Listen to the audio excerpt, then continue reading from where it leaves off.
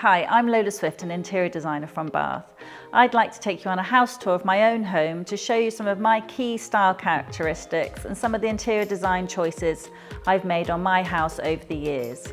In the tour, we focus on key rooms such as the kitchen, the living room, utility and downstairs bathroom, a bedroom and family bathroom, giving you some useful ideas to use when you're renovating your own home. Starting with the kitchen, as this is the heart of the house, and this is the room that we've spent a lot of time reconfiguring and redesigning. It's an Edwardian house, and traditionally the dining room's much smaller and the kitchen space is much smaller. So for us, it was important, being a family home, to open up the space and create much more of a family living area. Kitchen designers will often talk about the golden triangle when you're working out the spatial planning within your kitchen. The kind of key distances between your sink, your cooker and your fridge, and the space around it that you need to move and who else is going to be in the kitchen. The high traffic areas. This area here, it was important to have a metre wide at least space because there was always the high traffic going from the cabinetry through to where you're doing all your preparation. And then we also, between our fridge and our sink area, again, the narrowest it could possibly be was a metre wide there. And so it's kind of key traffic areas that you want to make sure that you've thought through. Where I'm stood now used to be a dirty, mouldy alleyway between the house and the garage. When we reconfigured this space, it was really important for us to use this area, but we knew that we had a kind of restriction on how wide it would be because we were keeping the existing garage and opening between the house. And what was important is to bring as much light in, and so we vaulted up the glass as high as we could between the two spaces, and having the kitchen table as an anchoring within the space. This seating area here is probably the most used space in the whole of our house. It's where the whole family congregates. It's where I sit, it's where I sit with my husband, it's where the kids come and sit when I've got friends over. And so I had to really think about maximising the space and how I could use it, with it also being a very high traffic area going throughout the kitchen space. And if you can picture that this room originally was a very dark, small kitchen, I had to really visualise how we could open up the area. There were very small windows here. And again, I wanted to bring as much light into the space. I wanted a bit more of an inside-outside feel to this room. In the summer, I can open those doors right up and we can be sitting out on the deck as well as sitting in here. You'll be able to see on the flooring here, I wanted to kind of create a seating space which was different to the wooden flooring throughout the kitchen. And this, we've got the ceramic tiles. It kind of shapes the area, gives it a little bit more purpose and makes it different to it being high traffic. It's more of a kind of relaxed space. For the colour scheme in our kitchen, I've chosen to go for much more of a neutral background because I wanted to be bringing in much more vibrant coloured accessories. This is my style, it's much more eclectic, but also it works well with a northeasterly facing room, which this room is. And it means that we've tonally played with a kind of lighter grey mink backdrop on the main paintwork, and then with warmer, darker minks coming into the other paintwork within the room. With this room, I started actually with the colours of the lamps that I found over in Amsterdam. And these were kind of my three pivotal colours to use within this room. But as you can see, I've brought the turquoise teal colour into the woodwork, and I've brought the yellow into kind of small factors like the chopping board, and then again the red into the other painted kitchen units. The paint brands and colours that I used within all of our house are actually all 2 or 3 different brands, because I like to champion more sustainable brands, but also to create more of a cohesive look. Throughout my house, I've got little greens, lead white, all on the ceiling and the woodwork, and that is a design thread that's important to carry throughout the house. For the wall colour in the kitchen, we use bone, which is an off-white from Fired Earth. A really great colour to use as a neutral backdrop. And I chose this colour because it's a warm off-white, which has got tones of grey in, but it's also got some warm yellow tones, which softens up the space. For the units, I've used South Bank, which is also from Fired Earth, and I've used cochineal from Fired Earth. And for the painted wooden units, so storage units, I've used Pumblechook from Fired Earth and Malm from Fired Earth. All are within a similar colour palette, but just some darker and lighter tones, just to soften the space and help everything come together.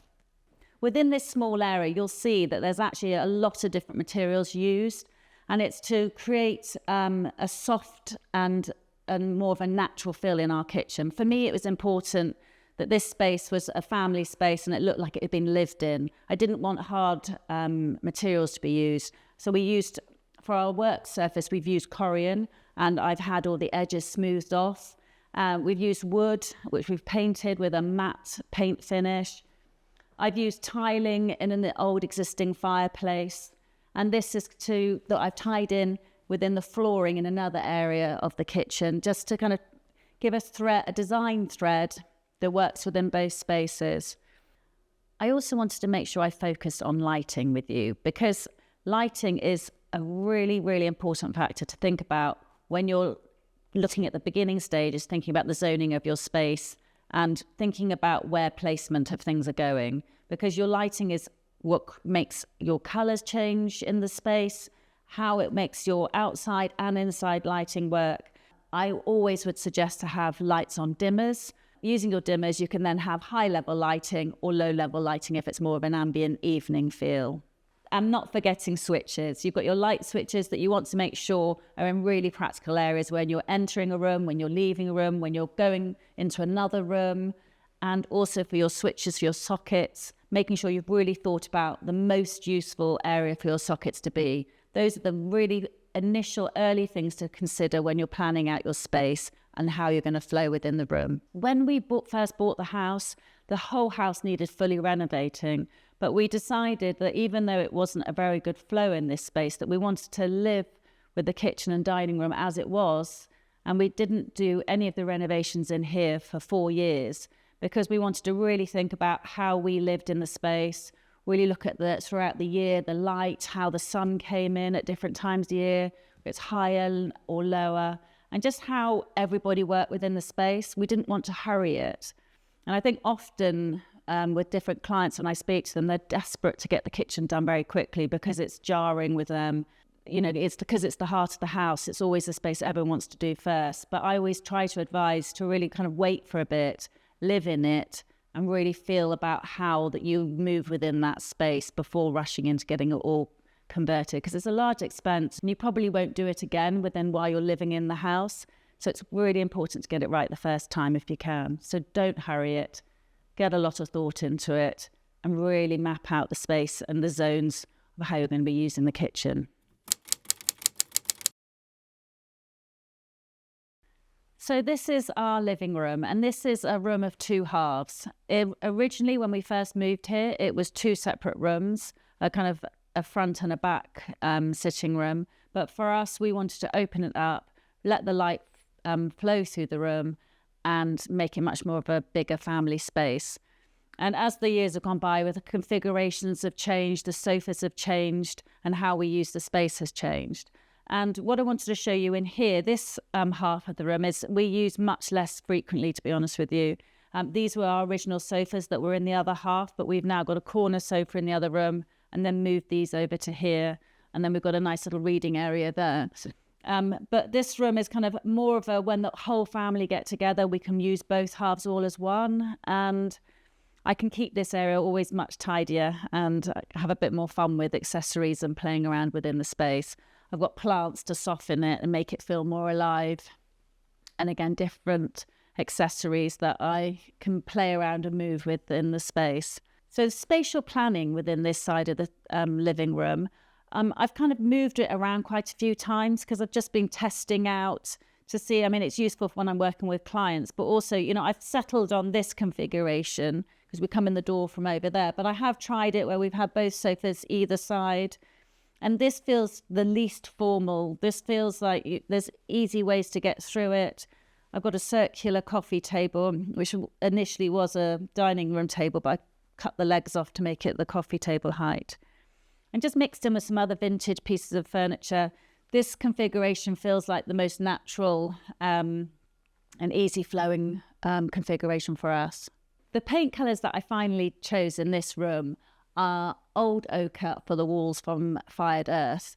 And I had a lot of time testing. I tried out having jonquil from Edward Bulmer and also setting plaster from Farrow & Ball. I loved all three of these colours, but this one just was a little less pink. It had a little bit more peach in it, which tended to work with the colours and the tone of this room being just that bit darker.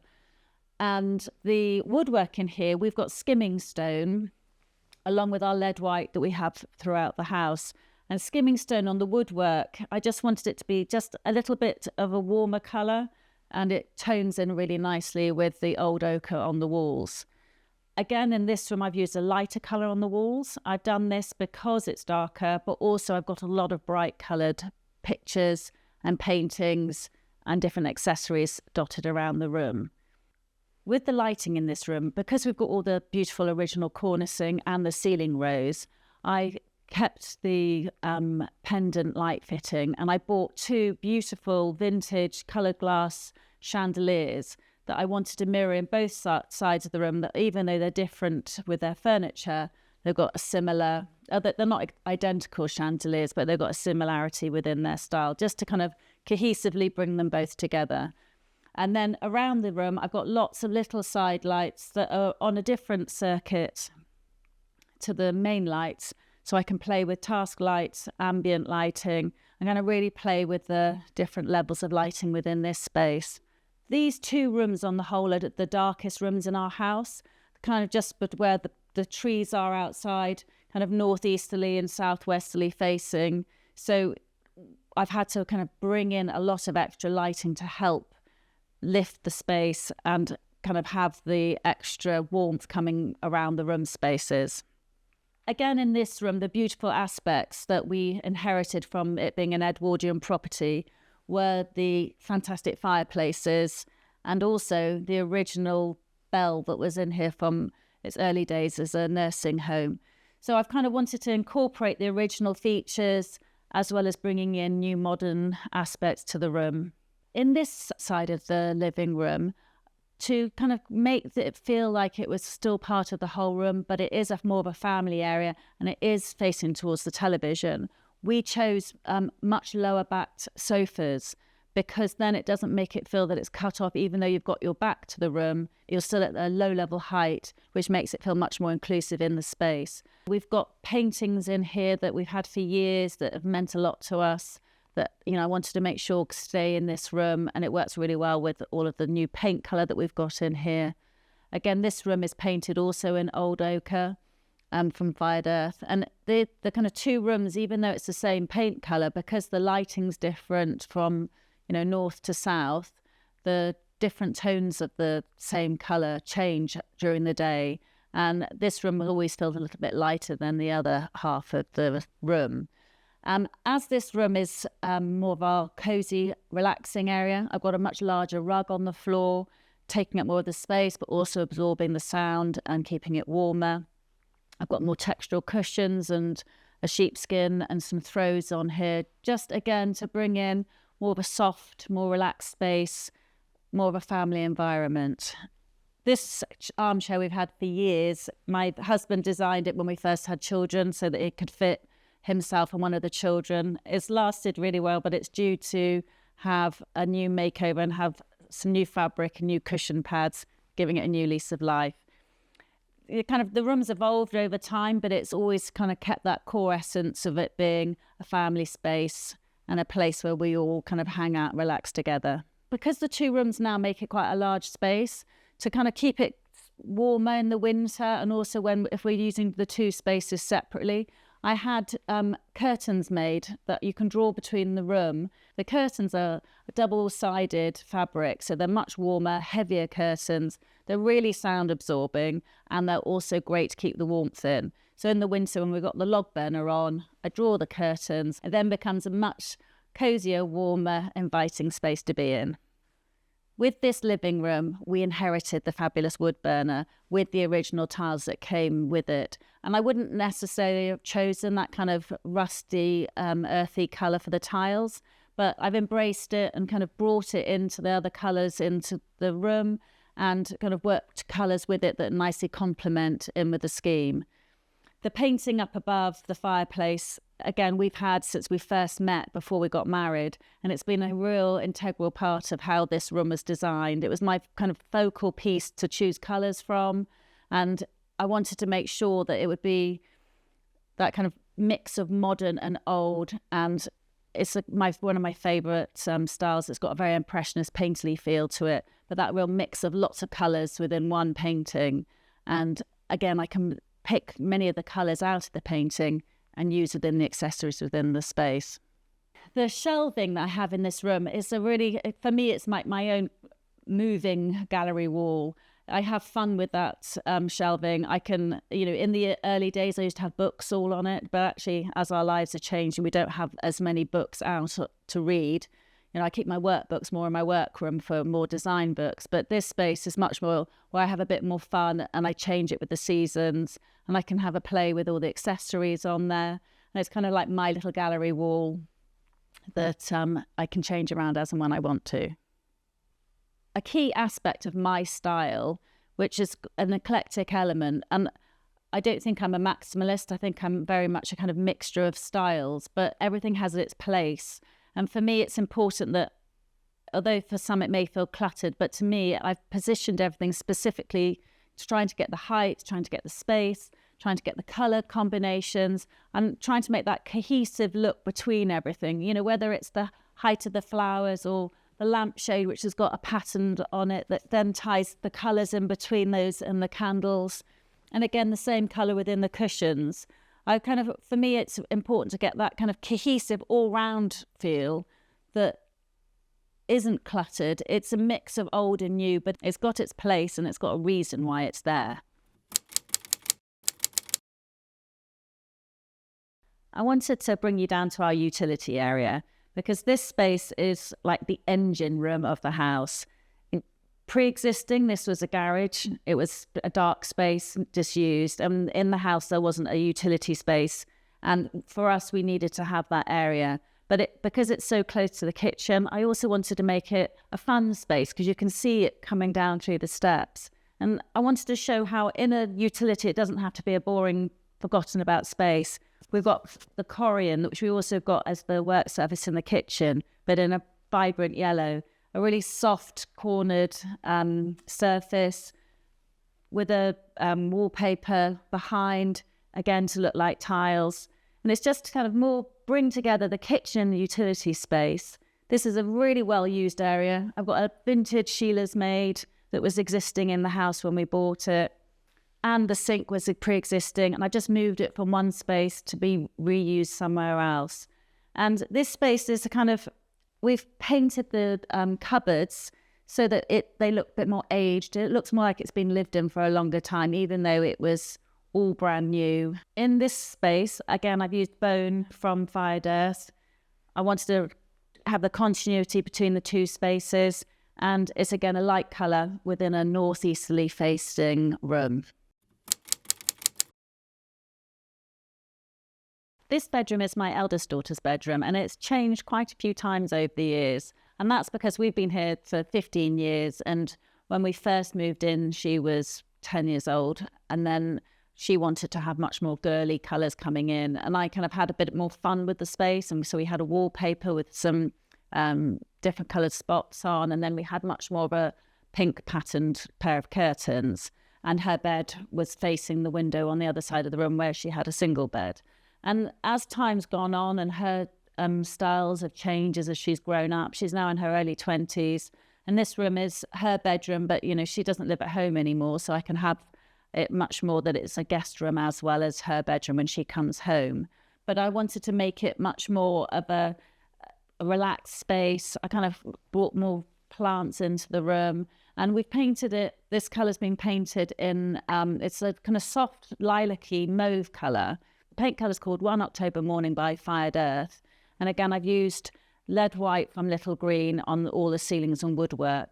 but I wanted to bring in that kind of soft, much more, it's got a bit more of a nostalgic feel to this room. The styling is bringing in vintage furniture. I've kind of got soft tactile bedding, and then we've got a little dressing table, and just more having a bit more fun with painting and with some of the accessories in the room. And within this space, we've got the original fireplace again with the lovely, beautiful verdant green tiles. The soft lilac with the green tiles is such a beautiful combination. I changed over the curtains as she grew older because she didn't want to have the pink pattern curtains anymore. So I've gone from a plainer curtain, but I've got that soft mauve coming in, which again works well with the lilac on the paintwork and then within the green. And I've had a bit more fun with the leading edge of the curtain, and I brought a pale pink in with that. On this fireplace wall, I played around a little bit with framing the colourful print that we've got there. And then instead of making a bigger frame, I've actually painted the wall, bringing in the vibrant lavender mauve colour that kind of makes the painting come alive and is an inexpensive way of framing the space. And just giving it a bit more of a modern aspect and then drawing it into the space in the room as a focal point. On the bed, I wanted to give a bit more of a luxury feel because it's also for a guest room. So I've got some frilly duvet covers. I've got a lovely soft woolen throw on the bed. And I've got some of my knitted cushions that I also sell, making this space more of a sanctuary, more of a place that you want to relax and spend lots of time in. Lighting in this room, we've just got the one main pendant lighting, and then I've got lots of different side lights to kind of create that ambient lighting within the space. We've moved the bed around, moved the furniture around, because we had a bit more of a play. As with teenage girls, they like to play around with how you've had their furniture. And then we've kind of ended up with the bed over on the back wall here, giving you lots of space when you come in with the room. The kind of spatial planning within this area was important through the time. We've had a desk in the room where she could work at over time, but now we don't need to have a desk. So it's just, you can be a bit more fluid with what furniture you put within this bedroom space. Again, another room with a gallery wall, kind of all the different things that Lexi's been interested in, pops of colour, different shapes, different heights. Within a bedroom, it's really lovely to bring a lot more textures within the space. So I've brought in the sheepskins, the wool. We've got lots of soft patterns, the rattan within the furniture. I've got more vintage pieces of furniture. And even just within the plant pots, playing with the metallic on the plant pot, and again, tying in the rattan like I have done on the little side table. And it's about making it kind of layering the different materials and kind of getting that depth of colour as well as the textural element to the space. In this bathroom, I wanted to show you how we have renovated the space, but we've done a kind of partial renovation, because often you don't have the budget to do a full renovation of a room, or it's that there's pre-existing furniture that's absolutely fine to keep. And so what I wanted to show you was how we work within this space, where we kept our original sink and we kept the bath and we had the original vintage tiles that we put on 12 years ago when we first moved in. We put a new shower in, which I found some tiles that work really well with the existing tiles, but are kind of a very different look, but they work together with it. And then repainting the room, new flooring and new accessories just to lift it and modernise the space. But the kind of modern aspect and the period aspect work really well together. The paint colour in here is Sloane Square by Mylands. And this, again, I used a neutral background because I've painted the frames and I painted the vintage shelving unit because I brought the pops of colour in to complement the turquoise tiles, and because the paintings themselves have got a lot of colour in them already. In this room, the lighting was already downlighters, and so we kept the existing downlighters. I would have liked to have had some wall sconces, but kind of trying to keep it within a small budget, I've kind of eliminated that, but brought in a much softer LED lighting for the tiles lighting for this room. The tiles that I brought in are a National Trust tile, and I've gone for a long vertical large tile. Using a larger tile in a shower unit is a really nice way of kind of making the room look bigger, but also it's a although it's a modern tile, it's a vintage print on it. It's still the nod towards the period that the bathroom is based around. Spatially, we've kept this room very similar to how it was existing because the bath stayed where it was and the sink unit was in the same place. But we managed to get a slightly larger shower area and then bringing in a larger towel rail to warm up the room a lot more because it was quite a cold room before. For the flooring, we've used a wood effect, but we've gone for much more of a practical click and connect floating flooring, fully latexed underneath and waterproof because we'd had problems with leaking before. And it's more of a modern look, but it's still got the natural feel to it because it looks much more of a warmer material. Bringing this flooring in, we then also brought in the original wooden features and the painted existing wooden shelving just to tie it all together and make it more of a cohesive look within the space. I brought in a modern new mirror, but I kind of knocked the edges off and had it as a curved kind of arched mirror because again that helps break up the angularity in the room and soften the space. But it's a large mirror which helps reflect the size of the room and make the room look a much bigger space.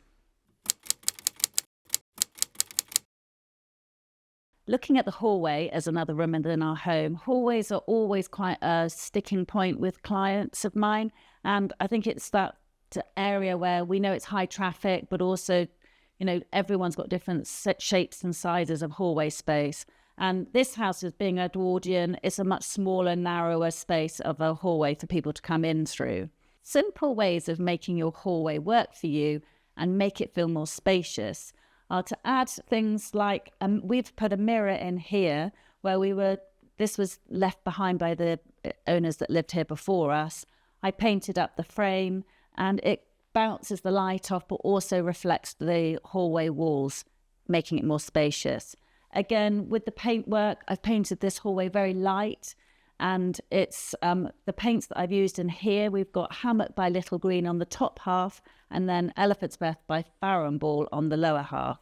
I've done a tonal colour scheme. This is to kind of make the colour lift as you look up through the wall space. And again, I've used that throughout the hallway, going upstairs also, the 2 different tones of colour. And within the woodwork and the ceilings, again, like in the rest of the house, is Lead White by Little Green. A very soft, warm undertone white that I've used as a thread throughout the house. These stairs weren't painted, they were wood. Again, I've painted those up to make it much lighter and make it more of a cohesive area within this room. The flooring throughout the ground floor sadly had a very beautiful old concrete inlaid stone, but it was cracked throughout the whole space. So because of that, we decided to refloor throughout the ground floor, and we've got a herringbone small brick oak tile that we've got going throughout the ground floor. Again, adding interest, we've brought in a stair runner. This makes it look longer going up the stairs, a colourful influx. It's a feature as you walk through into the front door. The red on the mirror and the red on the stairs ties the 2 colours together. It's a kind of design thread, again, I've thought through, wanting to make sure that the space flows through. You can also see that when we did our major renovation in the kitchen, I added in, within the spaces, 2 arched doorways. And this was to, soften the hallway space from looking very rectangular and long and thin, and kind of softens with that smooth arch. And it also is a nice focal point, taking you all the way through to the outside area. And that is, as you walk through the front door, you can see straight through to the outside, which again makes the house feel much more of a cohesive space between the outside and the inside. The lighting in the hallway, as it is quite a dark space, we needed a lot of task lighting, but equally I've brought in a lovely colourful chandelier as a feature lighting within the space that you see as soon as you walk through. Got them on dimmers. Again, you can play with the level of lighting coming through, and it just lights up this space that we need to have as a high traffic area. As you walk through the front door, you're hit with this really vibrant, fun teal metallic wallpaper. It's got an Art Deco feel. That's part of one of my style characteristics. I love Art Deco. You'll see that going throughout the house. And again, it just adds that bit of fun to the hallway as you walk through. Obviously, there's coats and there's always shoes as you come through. We've got storage areas for the shoes. We've got lots of coat hooks. And that's just kind of our way of practically using the space, but also giving it a bit of added interest as soon as you walk through the front door. We're lucky being in an Edwardian house that we've got kind of the existing door and the porch doors, which we've tried to kind of incorporate that feel of the vintage look, reusing the mirror in the hallway. And then also we added new finials to the staircase. So again, just bring that kind of vintage feel in, true to the period, and to kind of bring all the style aspects that I like within one space. This is my engine room of where all creativity happens, all of my client projects, and where I get lots of inspiration from too. It's like my whole room is a gallery wall for me, but it means that I get inspired and I get lots of ideas that I've collected over the years too. And this room I painted actually, in fact, slightly different to the other rooms in the house. I've actually painted the woodwork in a different colour to the rest of the house. So I've actually gone, the walls are a really deep tealy green colour. It's Goblin from Little Green. And it's a beautiful matte emulsion. The reason why I painted the woodwork in a soft grey is that I wanted to have the walls and all of my paintings and pictures be more in the forefront and the woodwork to settle and be more of a background colour. And this room, as you'll see, there's lots of my personality that comes across. It's a great space, your workroom, to get your interests to come across. You can have a lot more fun within this space. I also do a lot of making of things. I've got all my sewing kit. I've got my sewing machine in here. And it's a real hive of activity. And I think it's great if you've got your own space somewhere in your home that you can get your things into and your personality across. It just gives you that grounding. This room is off from the hallway where you come in through the front door. It's not just my room, although I'd love it to be, but I also have to house extra coats and shoes from the children. So it's kind of multifunctional, and it has to have a kind of space for everything, as many of us have to have in our homes. You've got to have different uses within the same space. In this room, I've had to play around a little bit with the lighting because I've got one pendant lighting that comes down.